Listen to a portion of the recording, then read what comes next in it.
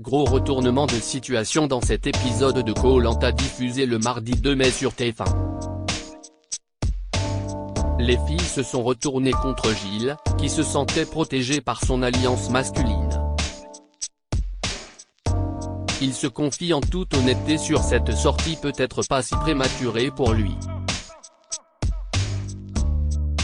Au cours de ce 11e épisode de Koh-Lanta, diffusé ce mardi 2 mai sur TF1, Gilles a vu son nom inscrit 6 fois lors du dépouillement et a dû quitter le jeu de survie de TF1 et ses camarades, dont le quatuor formé avec Nicolas, Quentin et Frédéric. L'agriculteur du Nord a fait les frais de ses multiples promesses aux filles. Il concède s'être perdu en fin d'aventure et revient pour nous sur son parcours marquant dans Koh-Lanta, le feu sacré. Gilles éliminé de Koh-Lanta 2023, j'avais envie de donner mon collier d'immunité à Elena Télé-Loisirs, vous repartez avec 4 victoires individuelles.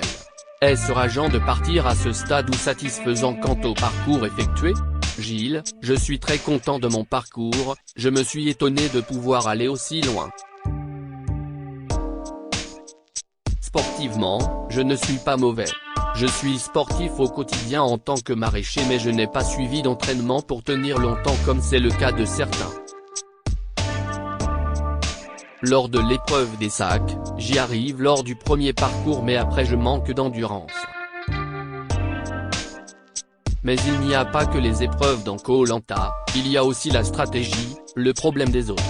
Et dans la deuxième partie du jeu, à partir du départ de Grasse, je ne me reconnaissais plus. J'ai voté contre Elena parce qu'on m'a demandé de le faire. Je n'étais pas d'accord avec moi-même, plus en phase. Si cela avait été un choix personnel, je l'aurais protégé avec le collier d'immunité mais les garçons du quatuor m'interdisaient de le faire. Grâce aux victoires, j'avançais, mais psychologiquement je n'y arrivais plus. C'est fou. C'est dur de sortir mais c'est aussi un soulagement. Elena vous en veut effectivement beaucoup de lui avoir menti droit dans les yeux. J'ai très vite senti la sincérité d'Elena dans ses yeux mais il y avait un dernier pacte avec les jaunes quand Grasse est parti, on éliminait tous les rouges avant de se tirer dans les pattes. C'était acté pour tout le monde. J'étais même mal à l'aise d'avoir gagné le collier d'immunité que je devais jouer le soir même. J'avais envie de lui donner car moi je ne craignais rien. Techniquement dans le jeu, j'étais foutu. En plus, j'étais assis à côté d'elle au conseil. J'avais demandé à Nicolas si je pouvais lui donner et il m'avait dit de ne surtout pas faire ça car sinon le quatuor allait ensuite m'exploser à la tête, que c'était le moment de la sortir car elle n'avait pas gagné l'immunité. Et si je le faisais j'éliminais Tania. Ce n'était pas logique. Je l'avais sauvée précédemment et j'étais avec elle depuis un moment. Alors qu'Elena ne m'avait pas choisi dans son équipe au départ. Mais comme elle avait fini deuxième à l'épreuve d'immunité, c'était horrible pour moi de voter contre elle. Gilles, Koh-Lanta, le feu sacré, Laura m'a poussé à voter contre Elena Quest. Ce qui vous a convaincu de voter contre elle ? Quand je reviens de la pêche avec Nicolas, je suis en larmes et je dis à Nicolas que je ne peux pas faire ça. Il le répète à Laura et c'est elle qui me pousse à le faire en me disant qu'elle-même allait voter contre Elena et que je devais faire pareil. Je me demandais ce qu'allait penser Clémence. Et comme il y avait un vote en plus, je voulais qu'il me laisse voter contre Esteban. Mais elle ne voulait rien entendre. J'étais vraiment perdu. N'avez-vous pas regretté de ne pas faire certaines épreuves de la fin de Koh-Lanta ? D'après les autres saisons de Koh-Lanta, les épreuves deviennent de moins en moins physiques, plus axées sur la logique, l'adresse. Des épreuves que j'aurais aimé faire, qui allaient davantage me correspondre. J'aime bien les puzzles par exemple, je joue à des jeux comme ça à la maison. J'aurais aussi aimé connaître la sensation de monter sur les poteaux. Mais il ne faut jamais se projeter et vivre un jour à la fois. J'ai fait de super belles épreuves, remporté de superbes récompenses. Même si parfois je me demande si j'ai bien fait de les gagner.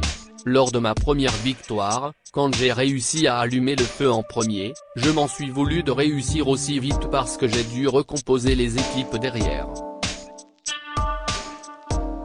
Ça ne me ressemblait pas du tout non plus. Si j'avais connu la récompense avant, j'aurais été beaucoup plus lent. Quant à l'épreuve du tir à l'arc, comme chaque saison, c'est toujours qui tout double. Mais je sais que j'avais vraiment besoin du coup de fil. Après il y a peut-être des récompenses qui sont un peu trop grosses, un peu hors cadre. Gilles revient sur ses affinités dans le jeu de TF1, mon vrai binôme, c'était Grace. Dans le quatuor, il y avait quand même deux binômes bien distincts finalement. Oui, et par ailleurs, Nicolas était aussi très proche de Frédéric et de Julie à ce moment-là. Mon vrai binôme à moi, c'était Grace. Nicolas est une très belle rencontre mais je le sentais parfois proche d'autres candidats et je me questionnais sur le jour où il allait devoir faire un choix. Même si j'avais une confiance extrême en lui. Frédéric et Nicolas menaient ensemble la stratégie. Les premières discussions autour de cette alliance masculine ont eu lieu le deuxième jour de l'aventure. Vous étiez le seul à dire que vous seriez allé à la boule noire comme Grace lors des ambassadeurs. C'était vrai ? Oui, un peu comme pour Grace, j'avais besoin d'un signe du destin. Les enfants me manquaient tellement. Je m'étais dit que si je revenais, je serais plus fort. Et je ne me serais pas sacrifié comme elle. J'ai vécu son abandon comme une trahison même si elle n'a pas mis mon nom sur un bout de papier. Elle m'avait dit qu'elle reviendrait plus forte si elle tombait sur la boule blanche. Elle a réussi à me convaincre de la laisser y aller en me disant que moi j'avais eu des victoires et qu'elle avait besoin de se prouver qu'elle avait le destin avec elle. Quand elle est revenue, j'ai vite compris qu'elle avait tiré la boule blanche, mais quand elle s'est mise à tout déballer sur Anne-Sophie et Esteban, je me suis demandé ce qu'elle est en train de faire. Son départ est le pire moment de mon aventure. Je m'en veux de ne pas avoir été en face de Quentin. Quel est le meilleur? Le coup de fil.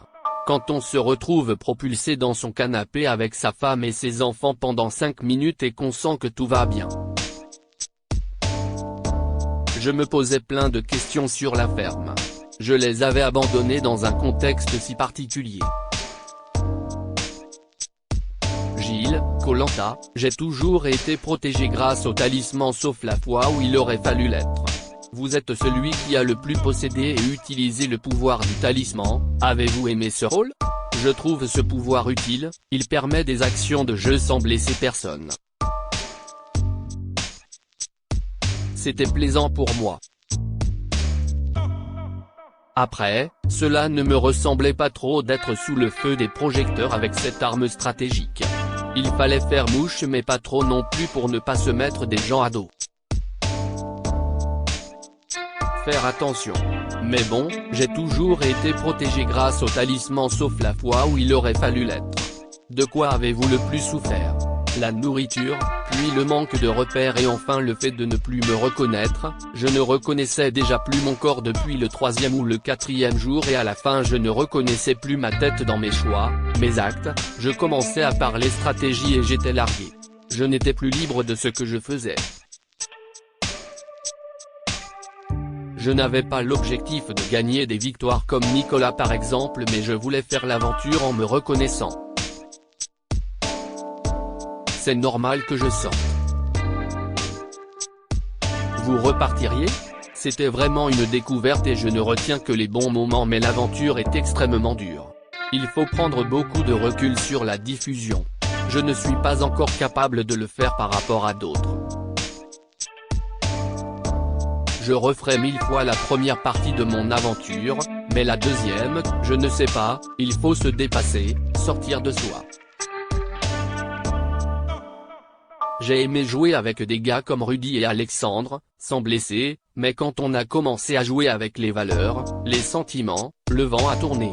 À lire aussi Elena, Koh Lanta, Le Feu Sacré, Nicolas et Julie ne sont pas fair-play.